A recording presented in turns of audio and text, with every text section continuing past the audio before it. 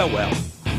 Hello, everybody. Welcome to the show with Mike and T-Roy. Hello, T. Hey, bud. How you doing today, bud? Oh, I'm fantastic. Yeah? Hand vagine is doing okay? It's closed up nicely.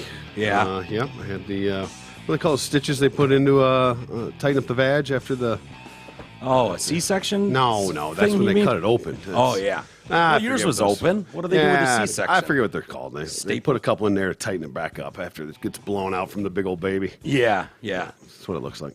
I wonder if any dudes ever blown one out where they needed to stitch them back up. Yeah, I know. Boy, I don't know. I mean, if there's a hog out there bigger than a fucking 12-pound baby, Yeah. let me know. That's true. Yeah. Well, I'm glad to hear your vagine hand is healing up nicely. So far, so good. I got to see you took a picture because you changed the wrap today. Mm-hmm. After 24 hours, you needed to wash it. Hi, Cece. Yes, I know, baby. Doing Just according right to the now. doctor's orders. Yeah, and so it looked way less impressive as a vagine. Like, it was a gaping vagine. Like I said, I kind of wanted to bang your hand. Yep, that's why I had it sewn up. Yeah, so I wouldn't You had sneak this into weird your room. boner every time I was walking around. Yeah, so. every time you walked on, I was just staring at your hand. I wouldn't stop. You're like, quit checking my hand vagine out. Look at that. I mean, it looked like an inviting gash. I mean, it was no hair around there. Yeah, shaved. Clean. Yeah, it was very, very nice. Indeed. But it looked much less inviting with all the stitches in it. And So day two. You have to be enjoying the time off work that you didn't see coming. Well, yes, exactly. You know? Just, making lemonade out of lemons, as they say. Yes. So. Making lemons out of lemonade, I believe, Is is that how it? Isa said it. That sounds about right. Yeah. That sounds about right. Yeah, exactly.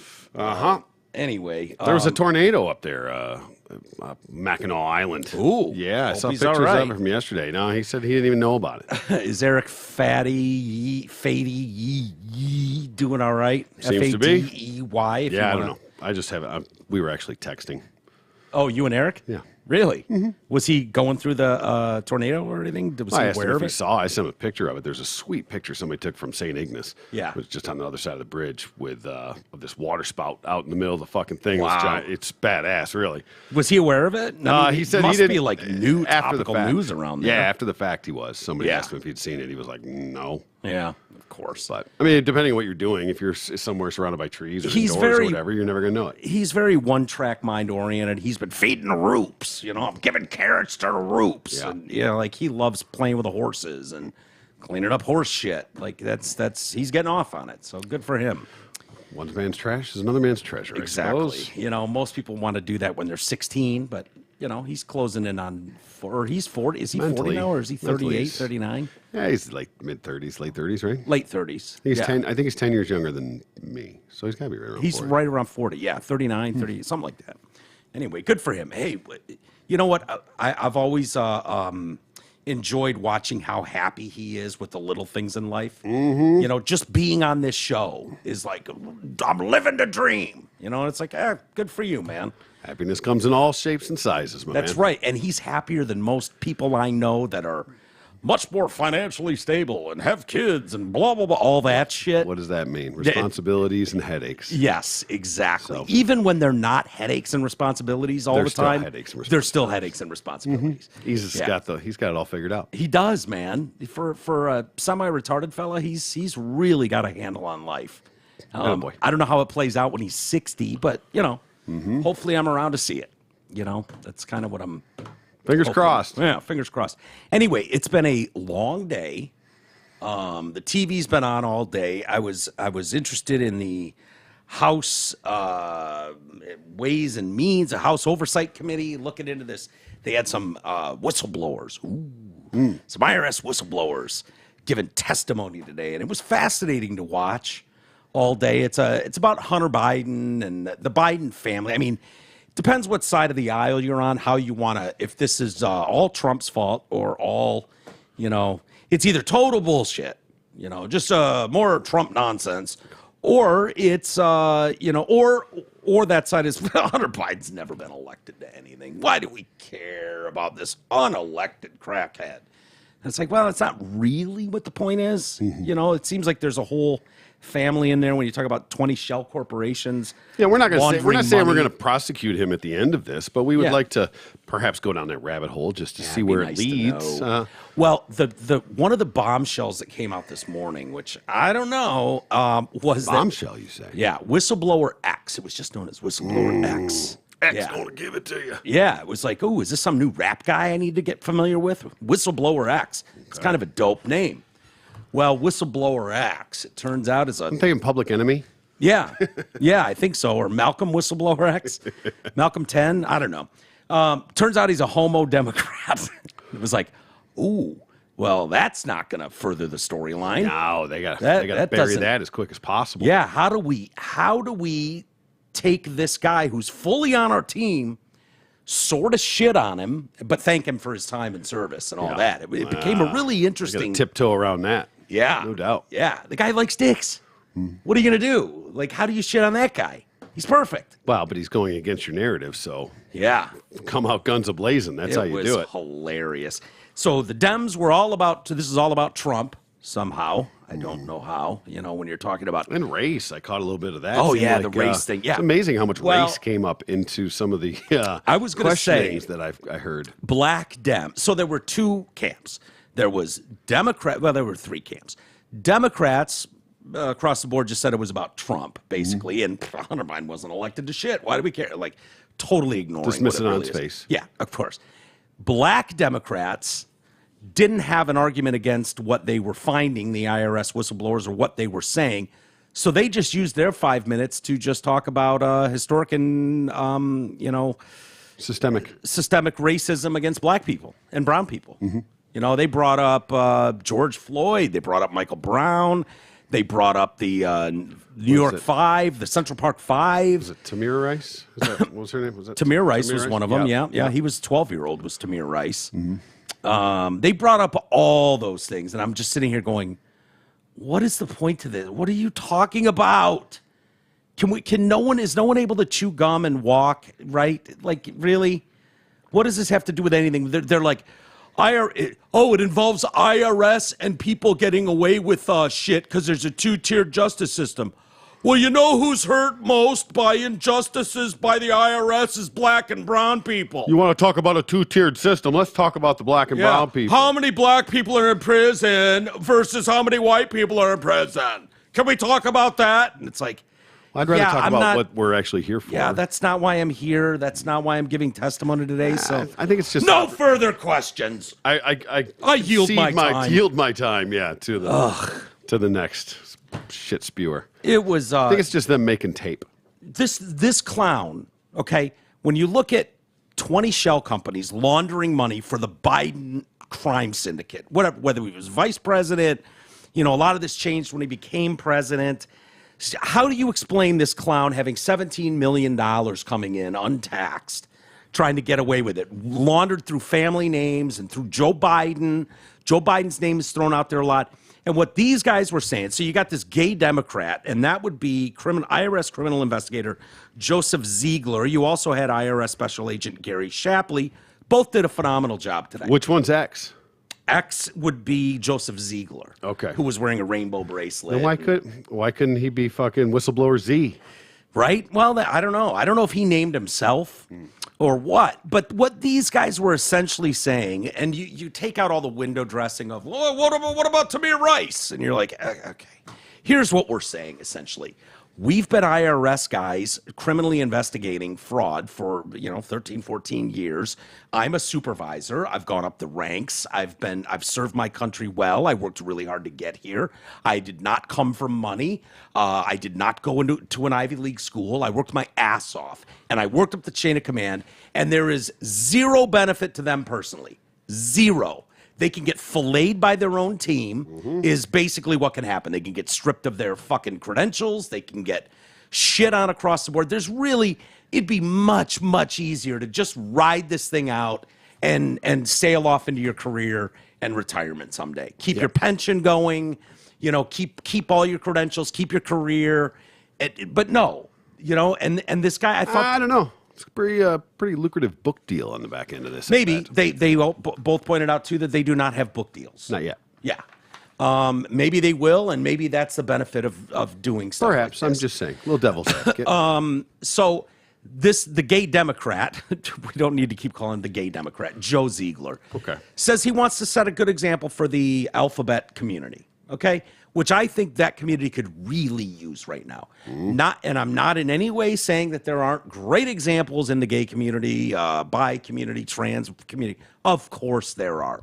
But there's been a lot of narrative of recent month and years. They could use a win. They could use a couple wins or non-controversial things where it's like, you know what, we're normal guys. They sounded like normal guys. They weren't super lispy, dancing on the table gay guys in Queen outfits. Yeah. They were just hardworking Americans. They were testifying in assless chaps and leather boas? No, they were not. And they were not stealing Full luggage drag at the airport. in a dress or anything? No? Yeah, right. Doing Full puppy lipstick? play with a couple fucking BDSM slaves on their shoulders. Okay. No, they were just well-dressed, intelligent IRS guys going, here's what we ran hardworking into. guys that prefer a dick. Yes, exactly. Nothing wrong with Which that. nobody has a problem with. Right.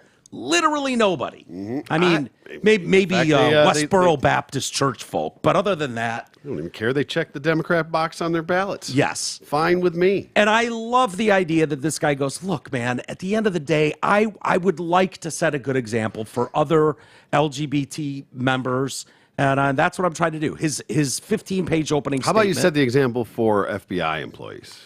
Well, he's an IRS agent. Or IRS, I'm sorry. Yeah. I'm wrong. Well, acronym, that's excuse me. true, But for but- IRS agents, why does it even have to be a gay thing? Short answer is it shouldn't. Exactly. But that's the reality we're living in. And so he's playing by those rules that everybody else has established. And when it's so easy to find negative stories about, drag queens dying to read to your kids. Well, nothing that this you guy know, says or testifies to has anything to do with who he fucks, where he fucks, how he fucks, or Right. how he votes. Right. So none of that is relevant in any way, and I resent the fact that it's even being addressed. Well, if you're going to keep the narrative of we're just a marginalized people going, then you need to take every opportunity. Think of how absurd it would sound, though, Troy, if talking you about said, the black and brown people Right. On the cross-examination shit. How absurd would it sound if it was like, I just want to be respected by my fellow cisgendered folk. I want to by my fellow straight man.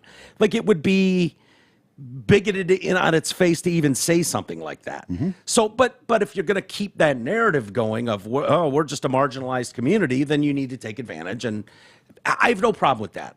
He's probably one of those gays that is tired of the narrative right now. Like, oh yeah, we're all dying to read to strange children in drag outfits and lipstick. That doesn't scream our whole community. And so, fine. So his opening statement to the House Oversight Committee website ahead of the hearing, which was set for 1 o'clock today, mostly addresses the investigation, but he also makes a little room to address the issue of identity politics and argues against the idea that he might be a traitor to his party. So that's already coming out against him. Here we go. I'd recently heard an elected traitor official... to the party or traitor to the country? Because those are very different things. Yeah, no, his party. Very Traitor to his party. different You're not on things. our team? What? Mm-hmm. I'd recently heard an elected official say that I must be more credible because I am a gay Democrat married to a man. I'm no more credible than this man sitting next to me due to my sexual orientation or my political beliefs. I was raised and have always strived to do what is right. I've heard from some that I'm a traitor to the Democrat Party and that I'm causing more division in our society. I implore you that if you were put in my position with the facts as I have stated them, that you would be doing the exact same thing, regardless of your political party affiliation. I hope I'm an example to other LGBTQ people out there who are questioning doing the right thing at a potential cost to themselves and others. We should always do the right thing, no matter how painful the process might be. I kind of equate this to coming out. It was honestly one of the hardest things I ever had to do. I contemplated scenarios that would have been highly regrettable, but I did what was right, and I'm sitting in front of you here today. Love it. Yeah, it's a great statement, actually. Love it. Mm-hmm. So what they were saying is at every turn, they wanted to file much, much more serious federal crimes against Hunter Biden. Yeah. Much. These people ran out the clock. So that it was no longer prosecutable. They constantly hamstrung, limited, marginalized us at every turn. That was the difference. I've never seen anything like it in my 13, 14 years dealing in this division, working with these people. I've never seen anything like it. This was brought in D.C. They immediately shifted it to Delaware, where everything changed. Everything. And they did everything they could to protect the Biden family crime syndicate. It's as simple as that. Yeah. It really is. And here's the question, because I was thinking about this, like, how do you even have a take on this? I understand people that are on the left think we're some, or especially me, is some right-wing lunatic. People on the right are cheering it on and think the left is lunatics. I would ask this. Why should we trust any of those people on that panel when they prove time and time again, over and over, without question, that they don't trust each other? Mm-hmm. If you're on this team, your answer is X. If you're on this team, your answer is Y. Period. End of story. There is no deviating from that. There's no original thought. There's nothing. So you expect us to believe you guys as the voted members of Congress, as the oversight committee, and all this stuff, yet you don't trust a single one of the other ones, each other. Isn't that startling? It is. It kind of goes back to, ironically, it just came up yesterday with the blind faith type thing of you just ignorantly believing, you know, going along with something no matter what, without any real independent thought or investigation or free thinking or questioning it whatsoever. I thought it was interesting. And what you're referencing is no, we can get into part of it. I wanted to. Okay. A Facebook post that you made. Sorry, I'm a little thirsty. A Facebook post you made yesterday, and you posted a clip, and it was just a quick 10-second clip. Yeah, it was Reels or whatever. Joe Rogan talking about, I believe, what's his name's book? RFK Jr.'s, yeah, it's the real Anthony Fauci. It's just a little 30-second clip of him talking about it, saying, you know, if that stuff's true, you know, if it's not true, then why isn't he being sued? Right. And if it is true, it's terrifying. Yeah. You know, and it's absolutely right. Yeah. I've only read a little tiny bit of it, but I've listened to some of the RFK stuff. Seen multiple interviews, both of us have, and I've read a couple chapters so far. Yeah. And I haven't gone back, but I will read more of it. But I posted. And I'll tell you this, by the way, for people who have not opened that book, does that brother bring receipts? Yeah. I've never, ever seen a book with more citations in my life, ever. He documents everything and where he's getting it from and where it came from. Like, he really does. Yeah, well, covering your ass. That's what checks. I mean, yeah. But so I didn't even endorse it. I put that clip out there because it's sort of an important clip, in my opinion. And it doesn't matter about what you believe, and that's the importance of the clip, in a way. It's like, okay, well, it basically was that everyone should read that and make up their own mind, is what the gist of it was. And all I wrote on there was, if you would read it, good for you. If you wouldn't read it, why not? Yeah. That was all that was it. I didn't defend it. I didn't anything. Yeah. That was You didn't debate it. You didn't defend it. It didn't get really any traction or whatever, but one guy chimed in on there and started busting balls. One guy who I really liked. Yeah, I adore a guy from high school. I really like him. It was absolutely nothing personal. But it just went back and forth. And I mean, I won't get into all the details on it necessarily. I thought it was interesting, though, because it kind of proved your point. Yeah. In that people are willing to die on a hill regardless of facts. Of facts whether be damned. And they would say the same thing to either of us. Well, but I mean, my whole point was just give me an example. Just give me one fact. Give me one piece of evidence. Right. And it was, it resorted to name calling and things like that. Basically, it was like, always. Okay, well, it's, I equated that at some point to blind faith of that you just, I trust these people, so I don't have to question it, and I just believe what I'm told, no matter what. And that goes both ways. 100% goes both ways. It's not a Democrat thing. It's not a Republican thing. It's across the board. Yeah. There's ignorant blind faith, and it's what I call willful ignorance too. Just you're choosing not to find the truth. You're accepting it on face value of what you're being told. And if you haven't seen time and time and time and time again, recently, very recently, to not all just believe what you're told on face value, that essentially you should automatically question what you're being told Because why are you being told And that? if you don't question science, you're not doing science. Right, I'm across the sorry. board. It's not even a COVID thing. It's across the board. Can we also say, T, I'm getting really tired. As much respect as giving to the medical community, right? We all respect doctors. We all respect nurses. We all respect surgeons, like across the board for the most part. I'm getting to the point where I'm really getting tired of people throwing in your face like, well, with my back. It's almost as if to say, if you don't have extensive nursing background or doctor background, you have no opinion on this. Let the adults handle it. As if none of us are capable of reading a fucking Nature magazine article and understanding it, grasping the concept of something. Because I'll tell you this, I know some pretty fucking stupid doctors, believe it or not. Some pretty dumb ones that have been wrong again and again. I know people in the same exact field who will say the exact opposite thing. Yeah. Exact opposite.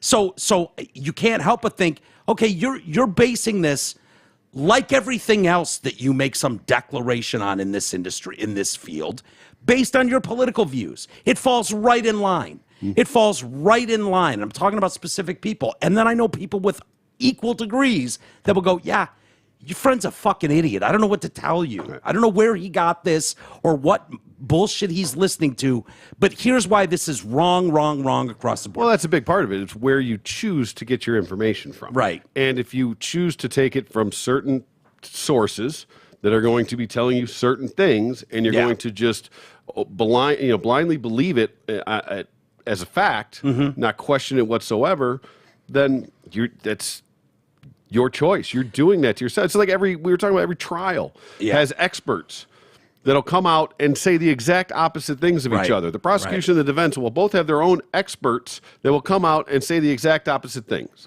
So does that make either of them an expert? I would say no, it doesn't. It means that they're being paid by somebody, right? Exactly. Which is exactly what's happened with Big Pharma. And if exactly you can't what the book see is about. that, if you can't see that, then you're willfully ignorant of that. You're desperately trying not to see that. We're one of two countries on planet Earth, New Zealand being the other, that allows pharmaceutical companies to advertise.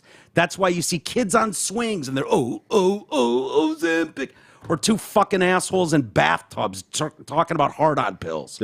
Having a picnic with the family and drinking wine because this miracle drug has nothing to do with the medical shit. And the last 14 seconds is all the side effects. All the side effects, that they, by law, are forced to put in there. Right. Like, that's the reality we live in. If you think that 75% of our advertising is done by Big Pharma, if you think that doesn't have an impact on what the message is being conveyed on the TV shows you watch, you're crazy. And especially the news programs. You're only nuts. a fraction of that. Yeah. Let's not get in, start getting into... Right. And I'll say this. Ryan Fiorini is a guy who I trust. Now, does that mean Ryan is incapable of being wrong? Of course not. No, of course not. No. Of course Ryan's capable of being wrong. In fact, at one point, I think he said you can't get COVID twice early in the thing, and that's well been established as bullshit. But he was like, once you have the antibodies, you're not going to get it again. Because I think my mom's got. It was either my mom or someone, and this goes back a few years, and my memory. He was like, no, I bet it's something else because you're not going to get COVID twice. I would say he was wrong with that statement, and as time has gone on, but here's the difference. And it does show that there was a time when your those immunities, natural immunities, wane over time. Yeah. So there probably is a window where you're not going to generally get it back to back. You that have could be some protection like that, but you get 4 I think he went a little further than that. But maybe I'm not going to shit on Ryan. No, over not that. at all. But I mean, but Ryan would probably be the first to admit, you know what? Yeah, things change. We learned more stuff, and you know what? That wasn't accurate. Ryan has no problem telling you why you're wrong about something. He's called me out on shit. He's also said that you're 100% right on this. You're going down the right path with this. Here's a couple things to read, or blah blah blah blah.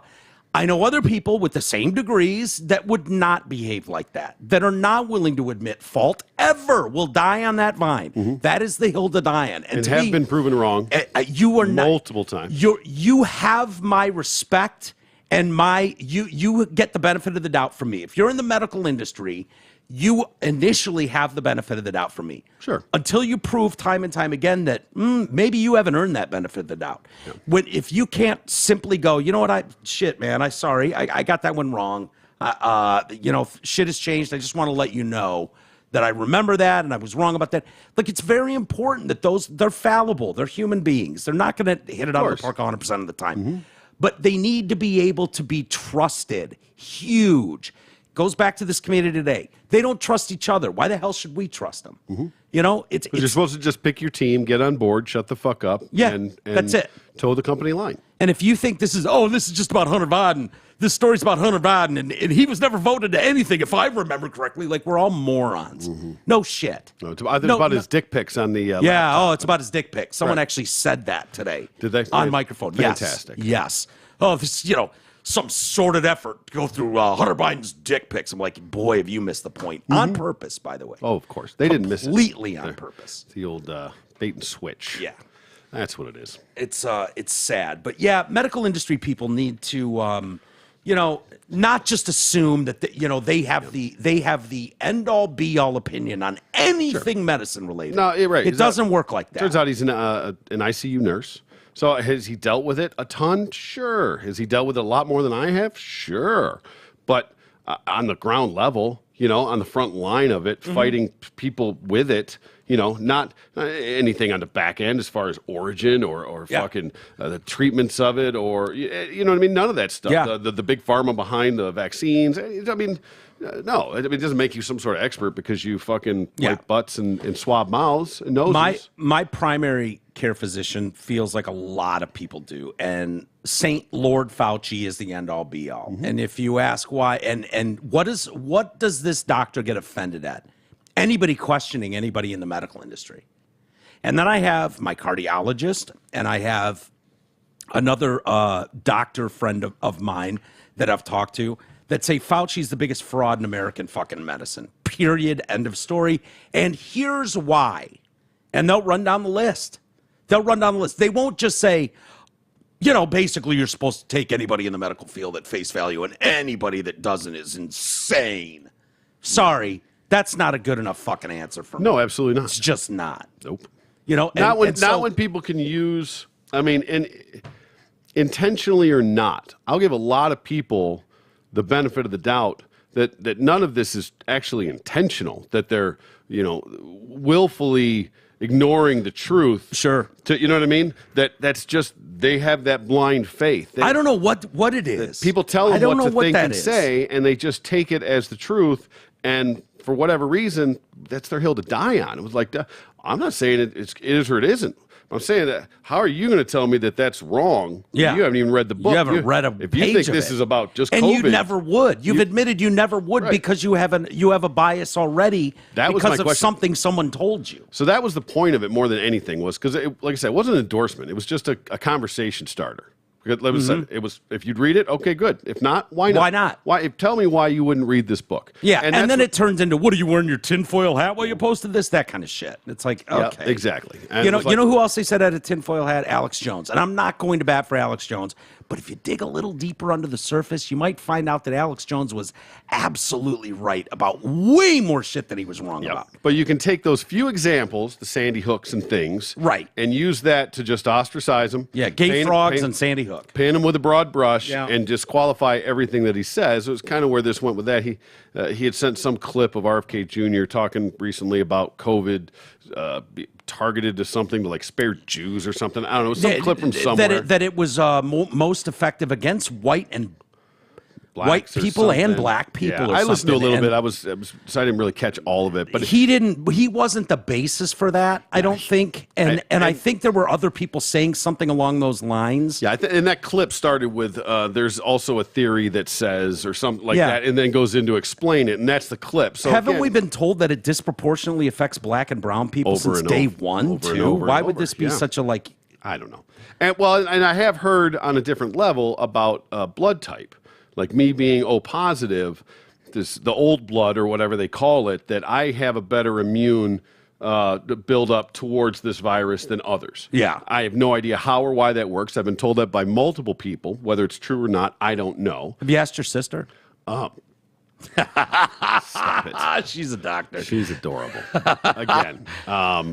So No, that's funny. Don't you find it interesting that you and I, who took masks off literally day 2, we're like, fuck this. We're not playing this stupid game. If I can smell your fart through this mask, then air is getting through here. Yep. So no, don't act like this is the savior. It never made sense. It didn't make sense in the beginning, and it hasn't made sense to this day. the one-way, But you the and one-way I- grocery aisles. Yeah, one-way grocery aisles. That's my Hilarious. favorite. Let's My rope. favorite. How about roping off sections at Home Depot Yeah, so you you can't couldn't buy buy your seeds. paint supplies and shit?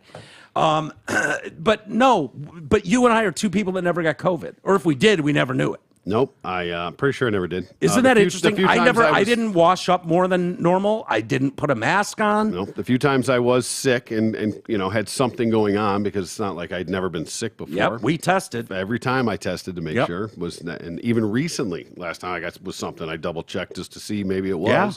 Nope, never. Yep, But same thing. well, again, so there's something to that, supposedly, as far as your blood type. Now, whatever and however and why ever that works, I don't know. Yeah. But is it so incredibly far-fetched to think that something that was potentially, biologically created in a lab could have been directly targeted? Dude, it came from a bat. On a wet market somewhere, yeah. Yeah. That it could have possibly been directed specifically in a certain way to attack certain things. I mean, that's just insane on its face, right? I mean, you couldn't even possibly give that even a whiff of fucking air to believe, because it's so crazy. A conspiracy theorist is what you were. Right. You weren't just wrong. You were a flat earther, essentially. Yeah. That when you claim someone's a conspiracy theorist, that is meant to discredit them across the board. Exactly. Okay?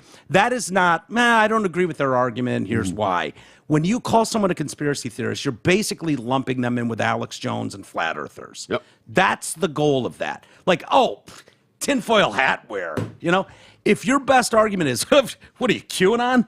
What are you, tinfoil hat wear? You don't have an argument. Basically, yeah. That right? You don't. We went back and forth. I tried to have a reasonable, respectful, articulate And I'm not even conversation. talking about Brett. No, on this. I'm just saying. But that who was again, I really like, and so do you. Yeah, I do too. It was not. It was, and I tried to keep it light. It was, and it's. I have no hard feelings about it whatsoever. I'm sure. No. I hope that he. You could doesn't take it in either. a fight anyways. Oh yeah, You could But, easily. No, it was. So we just went back and forth, and it was fine. But I was just asking, like, defend yourself, or you know what I mean? Like, why? Yeah. I just explain. I want to hear why. Yeah. If you give me a reason, I'll accept it. But if you don't, if you can't even give me a reason, Yeah. it's hard to look into further. Yeah, it was just that RFK Jr. was spews conspiracy theories, and Joe Rogan was a dumbass douchebag, Idiot, douchebag that made yeah. his parroted people like RFK that make his listeners dumber. Okay. I was like, Tell me you've never listened to a word of Joe Rogan without saying you've never listened to a word of Joe Rogan. Because if that's what you think, you've never listened to an episode. exactly. You just haven't. So I gave all right. Well, you've gotten the the immature fucking name calling out of the way. Now, would you like Yeah. to expound upon that and Yeah. give me some examples? And that's where he came up with this clip from that of RFK. Yeah. I was like, okay, well, even if he is 100% wrong on that, does that Yeah. mean that his book, you're He's always automatically wrong on everything? dismiss everything in its face, that this book is 100% wrong? And if it Yeah. is, then why isn't he being sued? That's the question I have. Sorry, I'm getting blinded by your tinfoil hat. Oh, yeah, that will Tinfoil happen. hat's blinding me. Yeah, it's very hard. I got into this, with Massey when he was in town, and I never talked about it on the air, but he brought it up, not me, believe it or not. But he was like, why do people on the right always give a shit about trans issues, blah, blah, blah. And within 30 seconds of talking to him, I realized he didn't know fuck all about what he was talking about, like at all. Yep. And this is the thing where it gets into name calling. Before long, he's crying. He's crying. This is a fact. About this, and we're going toe to toe. And I realize this is a pointless conversation with someone who is so woefully uninformed Yep. on what I may personally have an issue with. Completely emotionally based. Emotionally based and fucking doesn't know a thing. And so it's like, okay, I can't I can't have the debate with you. Like, we were able to have the debate with Raj Sharma about free speech and make him look like an asshole to his face. Yeah. You know, I mean, that was easy to do because he had an opinion on it and we had an opinion on it, but we both sort of knew what we were talking about. When I was talking trans issues with Mike Massey, it became abundantly clear that he didn't know anything. And it was just like, Well, it just comes down to name calling. why do you just hate? You're a what transphobe. You don't know. Right. Why would you hate something that you don't? It doesn't even involve you. And it's like, okay, you better come with more firepower than that. Yeah. You better bolster that argument a little bit. So, Seems to be the case over and over and over again. Yeah. It's what it resorts to. It's And just name calling and smear campaign and try and discredit somebody. Right.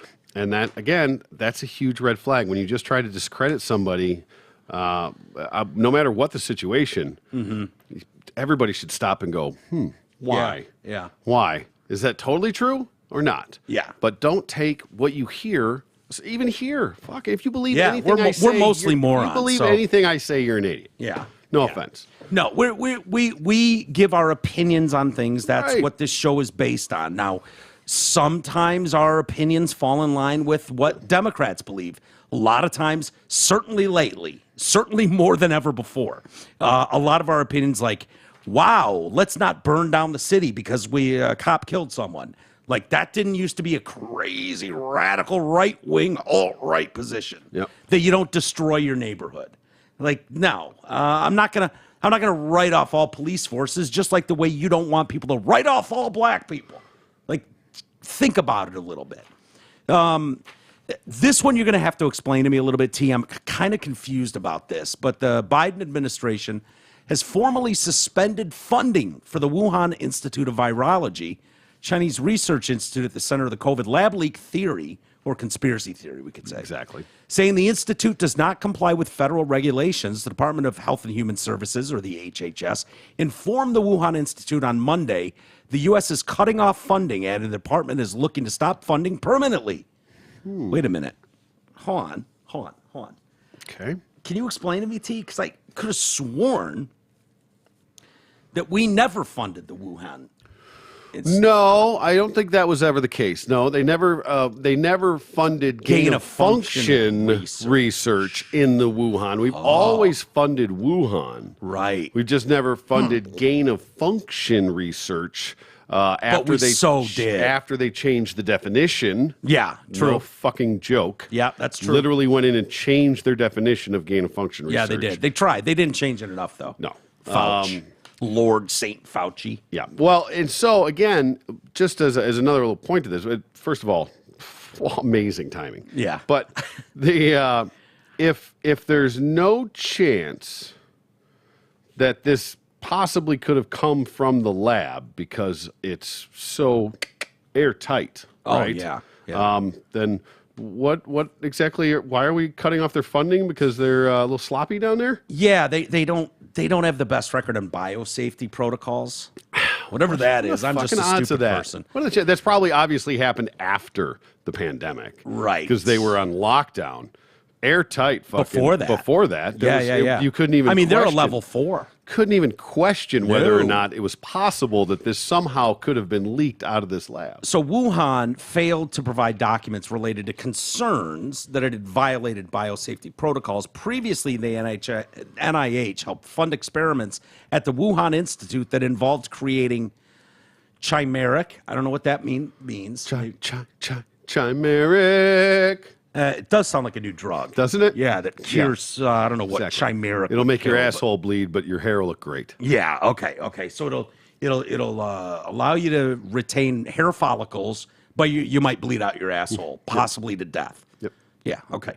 Chimeric hybrids of SARS-related bat coronavirus. What could possibly go wrong with that?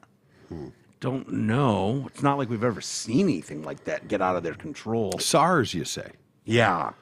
Bat-related coronaviruses. Have you ever heard of a coronavirus? What'd you do? Fall into a spider web? Something like that. This action aims to ensure that Wuhan does not receive another dollar of federal funding. We're putting our foot down. No. For months, the lab leak theory was mocked, dismissed as a conspiracy theory. Scientists who authored an early highly influential paper on the origins of COVID agreed to downplay the lab leak theory, given the shit, and this is a quote from their emails, given the shit show that would happen if anyone serious accused the Chinese of even accidental release.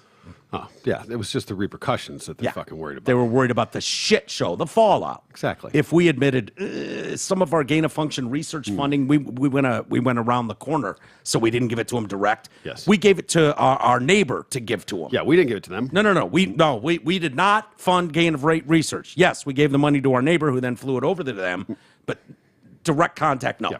That's just like John Kerry didn't personally own a plane. No. Right. Right. His wife did for 30 years. Well, but that's still technically not John Kerry personally owning. Technically, they didn't give the money directly to Gulfstream 4, by the way. Oh, nice. This might be a $50 million jet. G4, baby, yeah. Yeah. So, given the shit show that would happen if anyone's serious, meaning someone that's a doctor, perhaps? Oh, yeah. A scientist, perhaps? None of the peons down the road. Someone serious accused the Chinese of even accidental release. The follow-up, yep, I totally agree that's a very reasonable conclusion. Although I hate when politics is injected into science. Do ya? But I'm guessing that wasn't a quote by Fauci. no, okay. but it was Fauci's group, his 8 whatever doctors, all those Michael Collins and that whole group.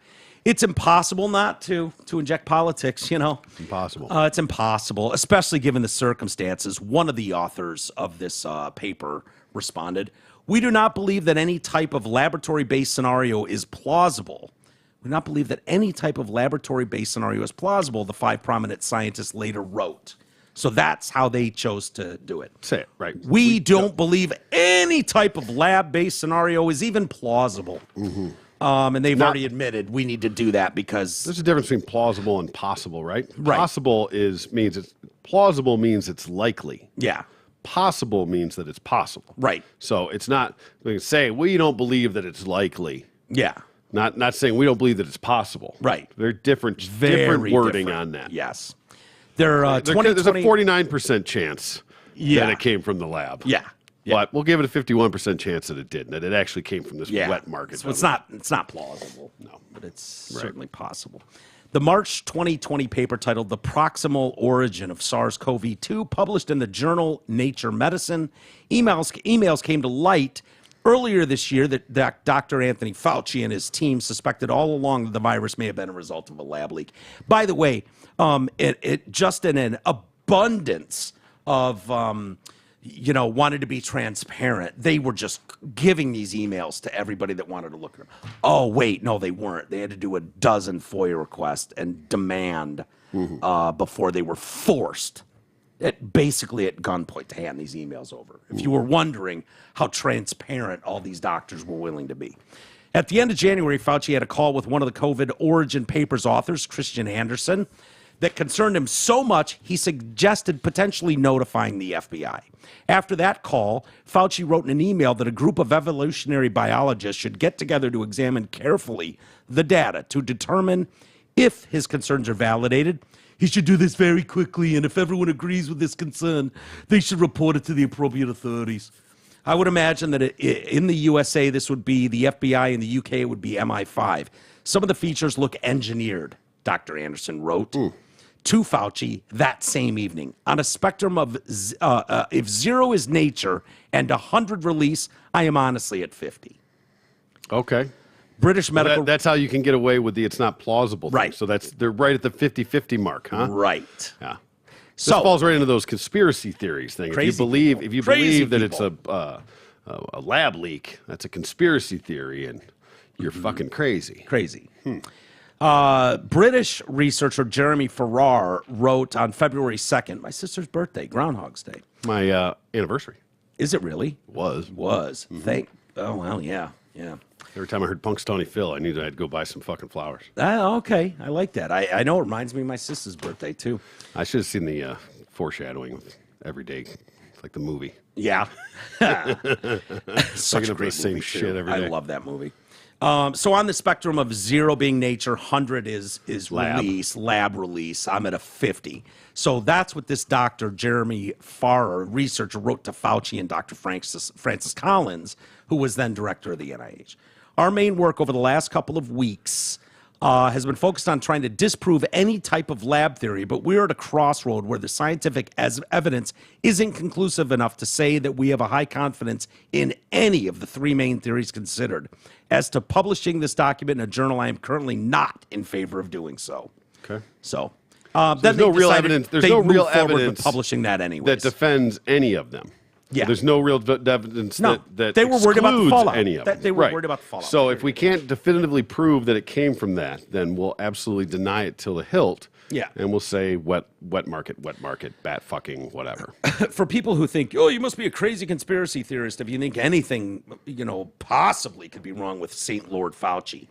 If it comes out in the end that this guy is an absolute pile of shit, and if you read enough on him, go look at his research on AIDS and stuff and his conclusions there. This guy's been a real gem for decades. Mm-hmm. So will you be in favor, or is it just purely partisan politics shit? Because I don't give a shit about any of these people. None of them in the federal government. I think they're all full of shit. I think they're all scumbags. I think they're all swamp creatures. Yep. And Fauci's no different. He's the highest paid one of all of them. He's still, why? Didn't he retire? Mm-hmm. Why is he still getting Secret Service protection right now? Because I don't think I think he announced his retirement. I don't think he's officially retired yet. Okay, so when he is, because only former presidents get Secret Service or it was something where he stepped down from his thing, but he was staying on as a consultant or something in some capacity. Wait, isn't he working at Harvard now? I don't know. Whatever. There was some stipulations, so it's not like he was like, I quit, put his 2 weeks in, and was out the door. Yeah, maybe. Maybe, but. Hey, everybody loves top shelf service, world-class experience, and of course, communication and support after the sale. So don't settle for ordinary. Go see our friends and original sponsors, Zott, Ford, and Holly. So when you work with Gabara, Anthony, and their whole crew, you'll get all that plus the yummiest deals in the D. Starting with Zott Ford's employee pricing for everyone on remaining 22 F-150s plus 0% financing. Hurry, because that's not going to last long. Plus, the team at Zott wants to help you get out of your high-interest car rate loan and replace it with 0% financing and up to $4,500 in rebates. Or if you bought out your lease and you're ready for something fresh, they can slide you out and get you an extra $1,000 for your trade-in. Finally, Zott Ford still has their famous sign-and-drive leases where you can lease a new 23 Bronco Sport, Explorer, or F-150 with payments just over $400 a month, sign and drive. See their smorgasbord of deals and their delicious inventory at dealsinthed.com. Hey, radiofor1.com. That is our website. It is live. It is active. You can get merch there. Use our Amazon link, Amazon Canada link for our neighbors to the north who we adore. My Pillow is there. They've been great to us over the years. Promo code TDC. They may have saved T's life the other day when he was getting bleed stop. Yeah, bleed I'm stop. telling you, it did absolutely save my life. It stopped the bleeding, and I mean it left some cement in your hand, Vagine. But you know what? Hey, listen. By any means necessary. Yeah. We'll deal with that part later. Yeah. The surviving. You could have bled out. Not bleeding out part is the critical meaning of that. You can get bleed stop at the My Store. There you go. Just use promo code TDC. Exactly. The coffee's great, too, I'm telling you. The My Pillow 2.0 is fantastic. Troy and I both have them. Hey, and listen. The dog beds. We joke around about that, but I'm not fucking kidding. Yeah. I use that bleed stop. It fucking worked. Yeah. And I highly suggest everybody have one on hand. Have one on hand. Have a few. Have them in the bathrooms. Have them around. You would have been a mess, dude. Mine was in the kitchen. Fortunately, we happened to have one that was in the cupboard over there, kind of the junk cupboard. Yeah, that was still in there. I still have one up in my bathroom too, but this one was right there. And I'm telling you, hopefully you never need it, but I promise you, the time that you do, you're going to be so glad you had it. It's absolutely worth it. I'm shocked that thought hit your mind. Like, oh, we've got bleed stop in the house. I am so calm under pressure. It's unreal. Outside of the fuck. Well, that was just because I knew it was bad. Oh, fuck. Oh, fuck. shit. Oh, fuck. Shit. That was me figuring out what my next move was. But that wasn't panic. That was just, that was understanding the situation that I just really cut the fuck out of my hand. Yeah. Isn't that funny? You're not so much worried about the pain or dying or anything. It's like, fuck, now I got to go sit in an emergency room for 4 hours. Like, that sucks. It did. When you realize that. I had that when I got my gallbladder out, and it felt like really like the worst heartburn you've ever had. So I was like downing Pepto Pepto-Bismol. I was taking Tums and Rolaids by the handful. And for 3 hours, Beth was like, you need to go to the emergency room. We need to go to the emergency room. And I'm like, no, just rub my back. Rub my back. That feels better. And she's just rubbing my back. And she's like, I got to work in the morning. And finally at 1 a.m., I was like, all right, let's go to the hospital. She's like, you fucking cunt. You could have gone at 8 o'clock. Yep. What are you doing? And sure enough, within 10 hours, my gallbladder was being removed. So I don't know where I was going with that. But anyways, going back to promo code TDC. Bleed Stop. Will get you a great discount on any of the products that Mike Lindell sells through MyPillow or MyStore.com. Also, a link to our Patreon page. We'll add some more content very, very shortly. Thank you to everybody that's a member there. We certainly appreciate it. Yep. One of the stories yesterday that I thought was an interesting story, I didn't think it'd be a big news story, the Jason Aldean. Oh, yeah. We talked about the new song and video. Yeah. Yep. Try that in a small town. Yeah, exactly. Try that. Try that shit by me. Yeah. I heard a lot of people saying it really sounds more like a rock song than it does a country song, which I agreed with. It's probably why I liked it. Why I didn't hate it. Yeah. Something about that slide guitar. Oh, that fucking twang. Or that fucking, yeah. The twang. That's what gets me. I just can't do it. I know they're talented. I know they're great and all that. They're but fine. Anyways, he's had to come out and defend this song, Try That in a Small Town, after Country Music Television, CMT, pulled it from the airwaves in backlash. Oh, boy. We watched part of that video. We did. First off, I didn't even know Country Music Television was still a thing. Like, Yeah. it's like, oh, they pulled their video from MTV. It's like, I know people still make videos. I didn't either. Like, is that, if Why anything, do you make videos? Where do they play?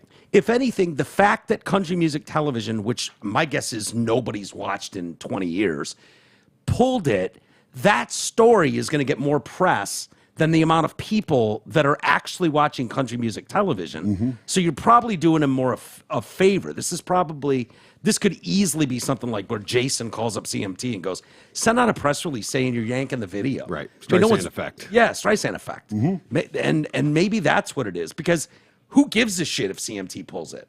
He made this awesome video, and it's not going to get played anywhere. Yeah, who watches it on there anyway? You just go to YouTube and watch it whenever you want. Yeah.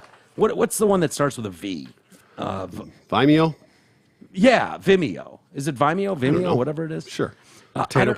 I don't think I've ever heard it called Vimeo, but then I don't think I've ever heard it called Vimeo. So I don't know what it is. I don't know. Vimeo seems like Vimeo to me. Seems like Vimeo. Okay. I don't know. How do you pronounce Vimeo? Disagree Vimeo. to agree. Disagree to agree. Yeah. So CMT confirmed to Billboard that it had removed the video from its rotation, but refused to comment further. Legacy media outlets. Oh, you don't have to justify your fucking reasoning? Nah. You just yank it and not have to justify it? Well, I love It's just amazing times. Yeah, that you can just do it and just say, at least give it a legitimate reason for. Yeah, well, that's the biggest problem. If you can give a reason, yeah, we'll accept it. Right. I mean, on some level, but if you don't give any reason whatsoever, no further comment. Okay. Why'd you rip it? 'Cause. Shut up. That's why. Well, legacy media outlets, leftist social media users put the song on blast this week. We saw that. Here's the claim. Get ready. Hold on to your hat. The anti-riot lyrics are actually pro-lynching. So Jason Aldean and his Try That in a Small Town song is a pro-lynching song. Is that what it is? Yeah. Okay, I watched the video in its entirety. We watched a good minute and a half, 2 minutes of it here on the show yesterday. Well, I guess by must have missed that definition, if it's, come here, I've got a gun, you come around here, try that, see what happens, they can interpret it that way. Yeah. By definition of... What, defending yourself now is pro-lynching? Well, I mean, it's... Pro-lynching. Well, I'm not saying that it is. I want to say... He doesn't even necessarily say that it's not self-defense. I mean, he's saying, come to my town and try that. Right? Yeah, try and burn down my neighbor's store, my friend's feed store, and see how far that gets you. I completely agree, and that's what he's saying. But where is he threatened in that situation? But lynching, okay, maybe the definition of lynching should be. I would rather that's left to the Emmett Tills of the world, right? Like if you talk about lynching someone, let's not water down lynching, okay? Let's not do that. Okay, you've already watered down. It's basically calling someone a racist used to be the scarlet letter. Yep. If you called someone racist, that was the end of them. Now everybody's a racist who disagrees with you. It just makes it like vigilante justice is lynching. Vigilante justice is technically lynching. Right. By definition, it's. Well, isn't vigilante justice? Lynching, I think of Emmett Till hanging in a fucking tree. No. Lynching, what you're interpreting it is, and what the definition of it is to kill, especially by hanging, but it can be for any other thing. Yeah. And because this probably goes back to when hanging was how you killed people. This is a 100-year-old definition. Right. Hanging, or kill, especially by hanging, for an alleged offense with or without a legal trial. So my question that's of this is vigilante justice. Batman. So hanging someone for an alleged offense with a legal trial, because with or without is in there. So with a legal trial is in there. So wait, what? Hold on. It says to kill, especially by hanging, for an alleged offense with or without a legal trial. Boy, oh boy, with in there is a confusing. With being in there is interesting, isn't it? So if you sentence somebody to death by hanging, and they're found guilty in a court of law, and you hang that person, then that would technically be a lynching. Yeah. But if they did that, and so technically every death row execution has been a lynching. Okay. To kill, especially by hanging, but not exclusively by hanging. Right. To kill, take the hanging part out, to kill for an alleged offense with or without a legal trial. I think we went down this road with the definition of fatal. Fatality doesn't necessarily mean dead or something. I'm thinking back. I think that was the word, and it was like, oh yeah, they fatally, with fatal wounds to blah, blah, blah. And it was like, he didn't die. Wait a minute. Those weren't fatal wounds. And it turns out, I think that's the one. Don't quote me on that. My memory sucks. Mm-hmm. I would like to think, when I think of lynching, I think of people that were, you had a town of racist-ass white people who claimed Emmett Till whistled at my fucking wife while she was working at the county store, at the country store. And they fucking tracked him down, beat the shit out of him to death in a river, and then strung him up and hung him up from a tree. And that's lynching. But that's not the only lynching. So you're claiming the hangman's jury is lynching? By their definition, although ironically there is a second definition. So then you agree with this, that Jason Aldean's song is pro-lynching? I'm saying that if you want to go by this definition, you can say that, is what I'm saying. Yeah. I'm not saying I agree with it or I don't. I'm saying that if you're going to go by the letter of the definition, you can say it. Ironically, there's a second definition in here of lynch. It's to severely criticize or condemn someone. Stop. When was that added? 2023? It does not say. That's the informal. Wait, to criticize someone? Severely criticize or condemn someone. So I've lynched thousands of people. Yep.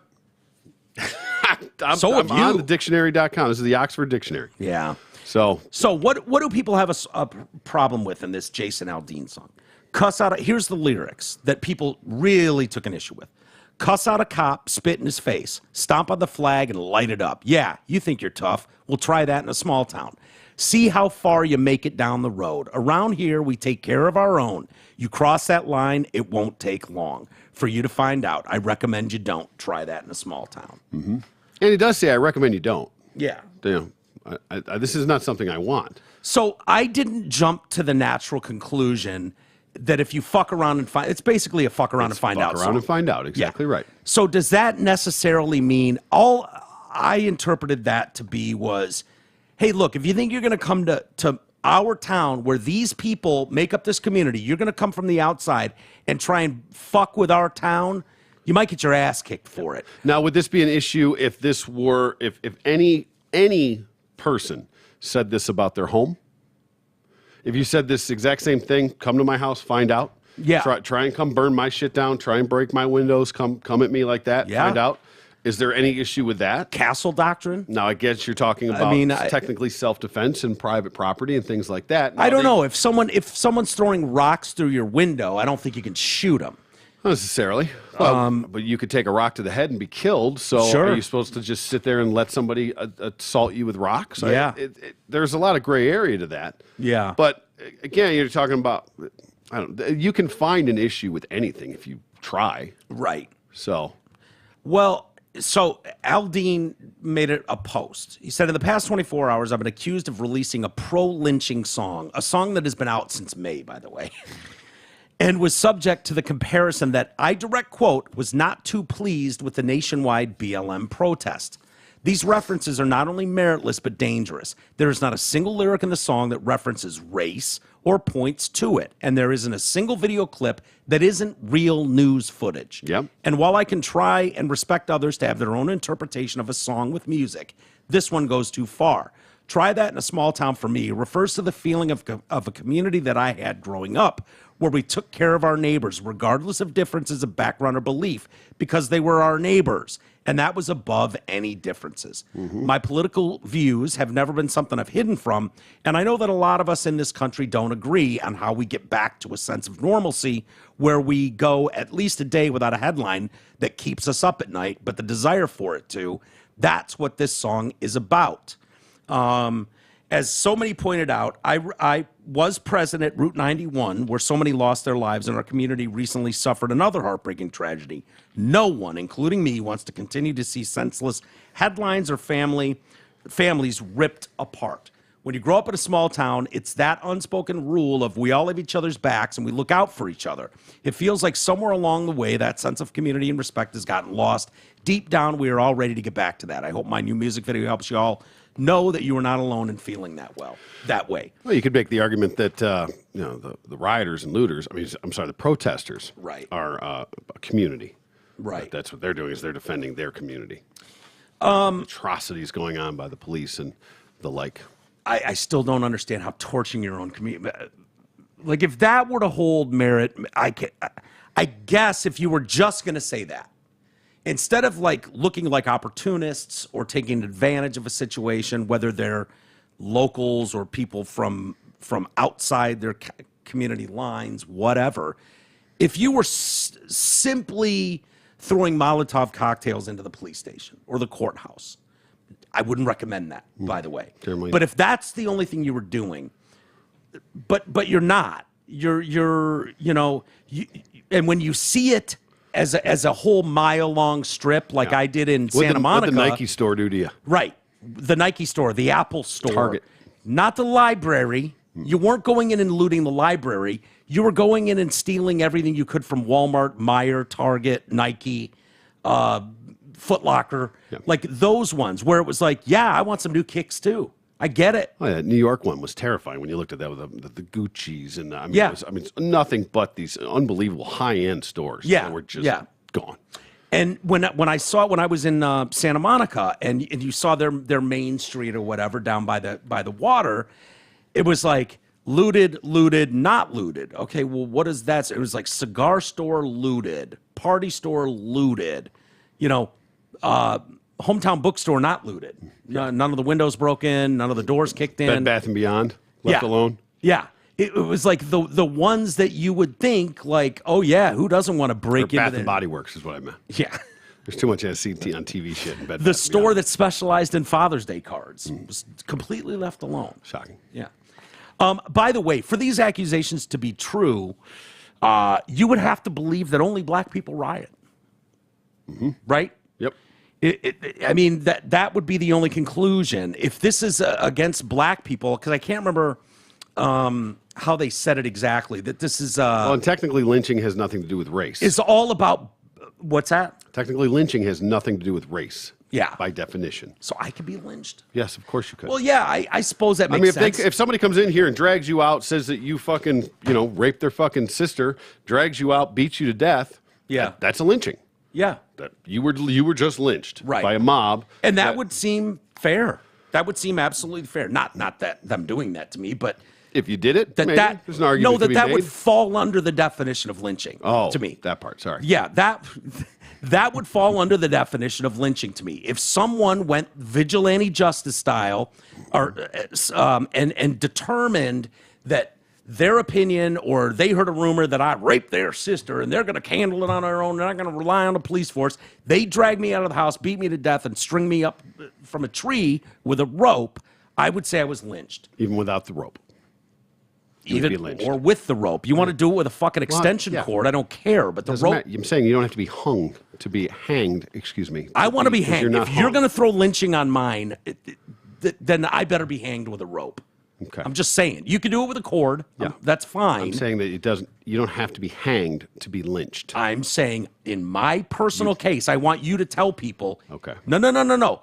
He was not lynched if I wasn't strung up to a tree. All right. If I was, then you can tell people, yeah, it's amazing. Who would have thought? But Mike was lynched. If I come back and find you hanging from a tree, I'm painting you up in blackface. Yeah.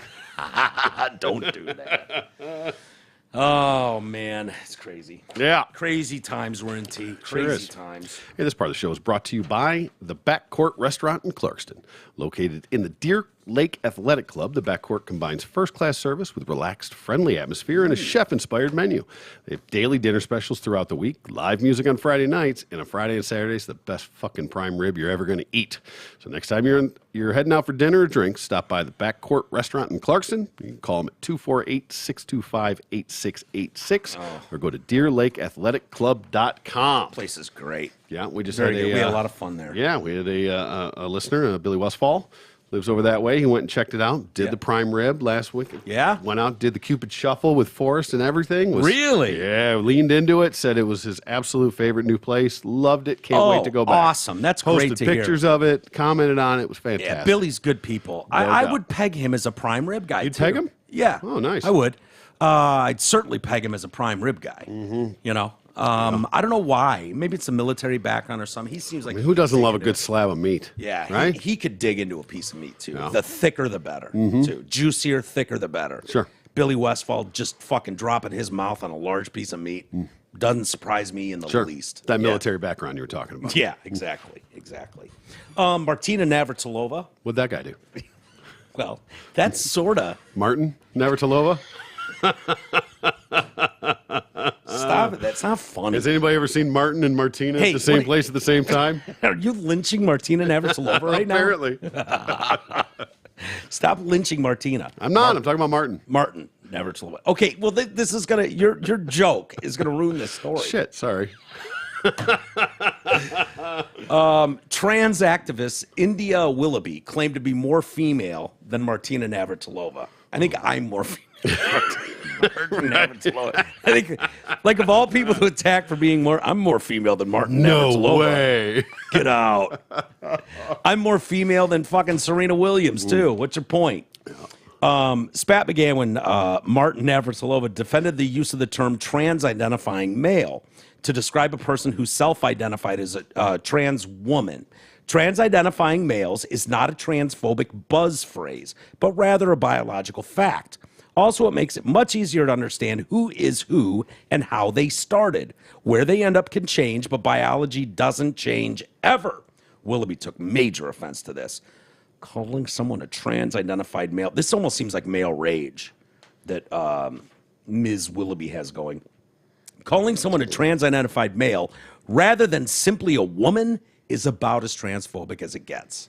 So that's as transphobic as it gets. I think you go way more transphobic than that. I think we have. Way more. Way. I think I have today. Yeah, you did. Martin Navratilova was way more transphobic than that. That's just stating facts. Yeah, I agree. But this is my friend, a trans-identified male, is the most, as transphobic as it gets, then Martin Navratilova's right up there. I'll take it.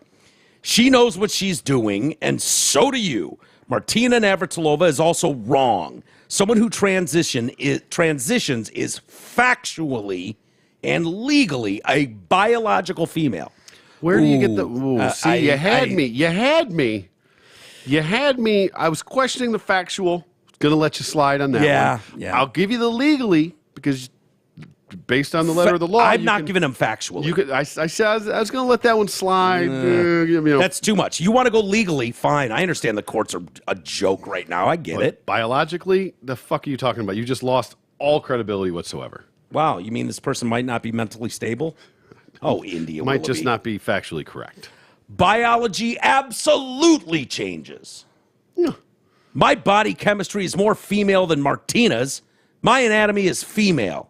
Okay, cutting your dick off does not make your anatomy female, sir. You took a bunch of estrogen, and now you got titties. And, yeah. Okay, congratulations.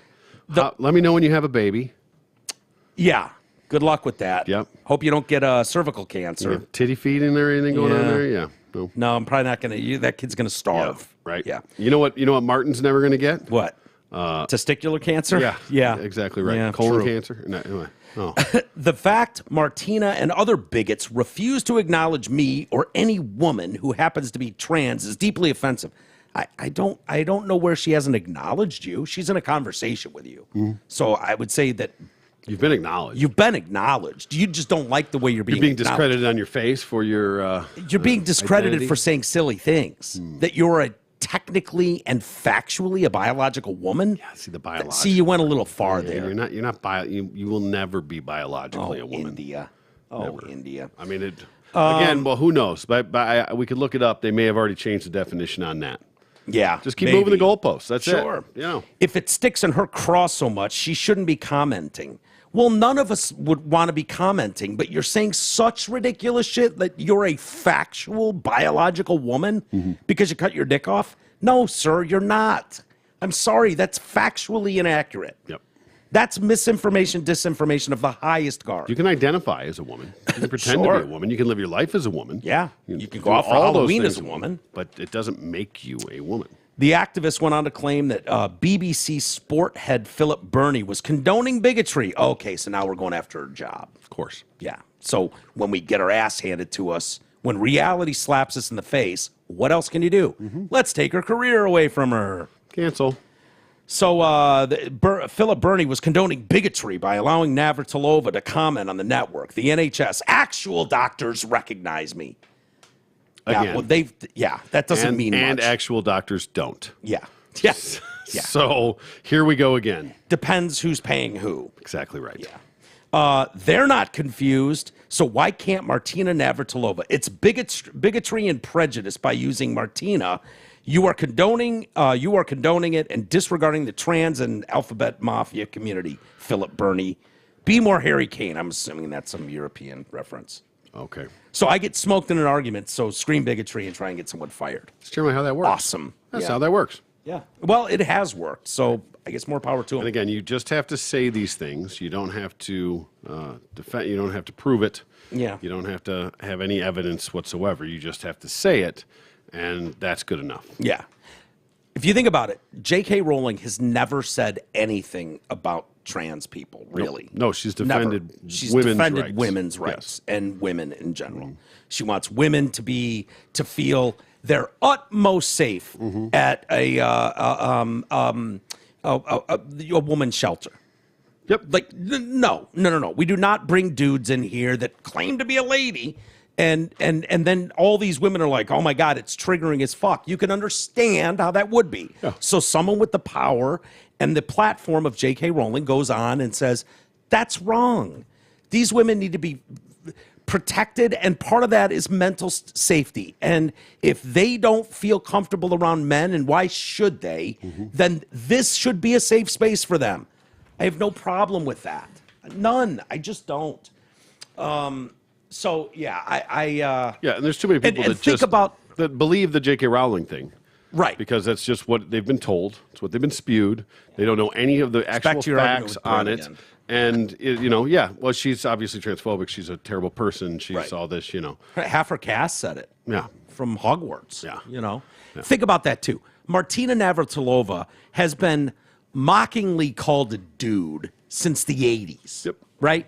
Martina Navratilova was an out gay woman in that sport decades ago. You're going to try and throw her out of the club? Really? She's the OG. She's an OG. She really is. Yeah. You need to get yourself in line before you just start willy-nilly tossing people from their careers and livelihoods because you disagree with them. J.K. Rowling should be an international hero. J.K. Rowling is a hero to women. She's worth more money than the fucking queen or king now. I mean, she's an OG. She's a legit OG. Martina Navratilova, as far as the lesbian community, you go Billie Jean King and Martina Navratilova.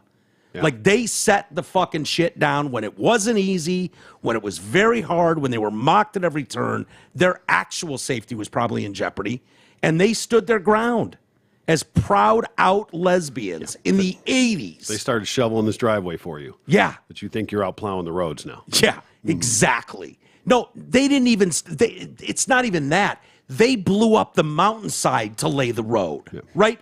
They're the ones that planted the dynamite and exploded the fucking mountain so you could put a road through that eventually would be paved, that you're standing on top of preaching from now. And that you're whining there's a pothole in it. Right. Yeah, exactly. and the person that did all that work to get all that is somehow responsible for that pothole, and they should be fired and never lay road. Yeah. We could go forever. No. One of my favorite J.K. Rowling things was when this all came out, some twat posting on her twat fucking form was had all these Harry Potter like tattoos and stuff. She was like, "Oh my god, I'm so disgusted. I can't even look at myself in the mirror anymore. I'm so disgusted and disappointed in myself that I put these on me. I for her and da da da." And somebody's comment on there was like, "Oh, you mean you regretted a decision that you made when you were younger?" Yeah.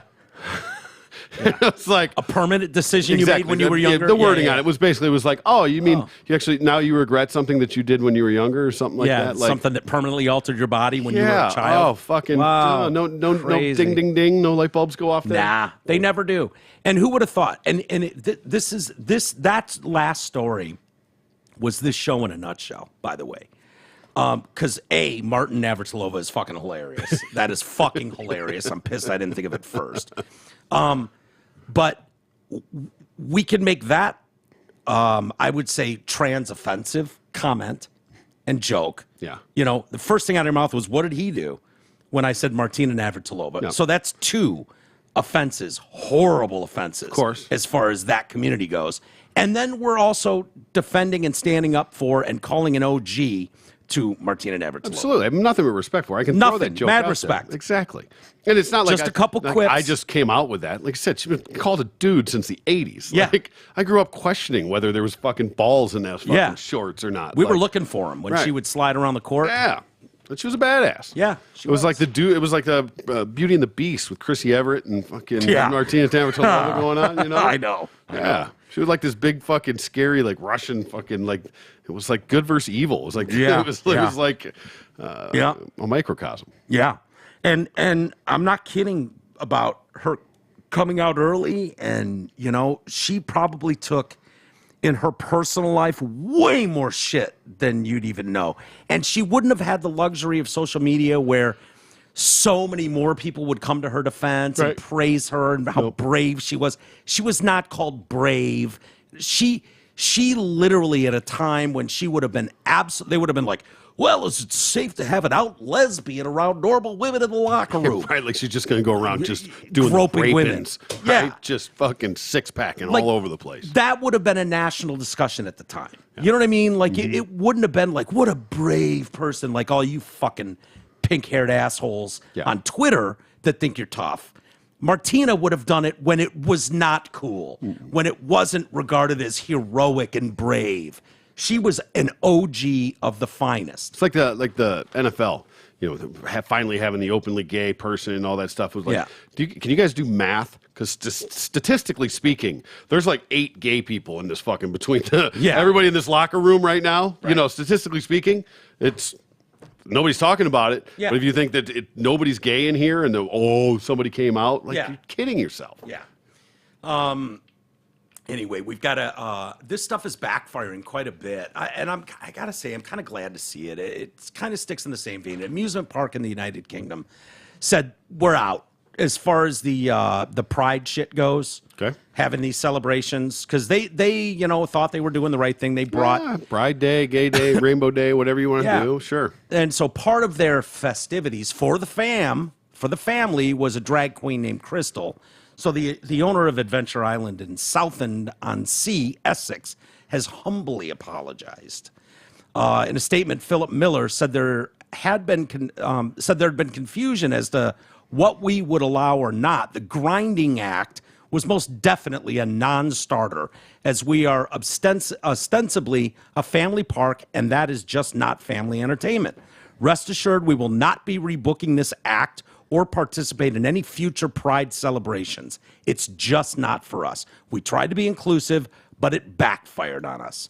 The apology comes after footage of an all-ages, family-friendly drag show surfaced online. Video shows Crystal scantily clad, wearing fishnet tights and a thong, leotard, high heels, reportedly wielding an angle grinder. Okay. What's an angle grinder? I mean, I saw tool. it. It's just a power tool. Yeah. Yep. So she's doing this thing with her crotch, and she's shooting sparks out. Okay. Which, she says her defense of that is like, it's not something you wouldn't see on MTV with Lady Gaga. And it's like, yeah, well, there's a lot of parents that wouldn't let their kids watch Lady Gaga do that on MTV. Sure.